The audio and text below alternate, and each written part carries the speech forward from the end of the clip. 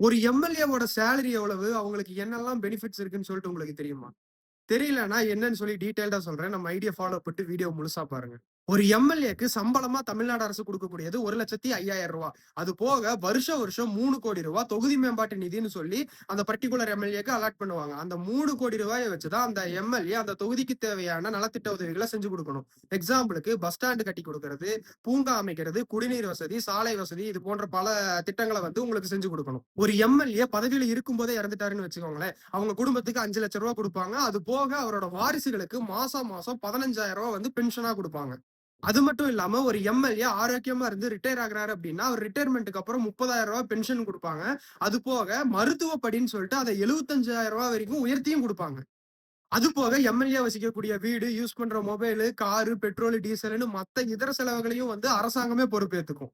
இந்த விஷயம் உங்களுக்கு இப்பதான் தெரியும்னா, இந்த வீடியோ உங்க ஃப்ரெண்ட்ஸுக்கும் ஷேர் பண்ணி தெரியப்படுத்துங்க. இந்த மாரி யூஸ்ஃபுல்லான பொலிட்டிக்கல் ஃபேக்ட்ஸ தெரிஞ்சுக்க நம்ம ஐடியா மறக்காம ஃபாலோ பண்ணிக்கங்க. Thank you.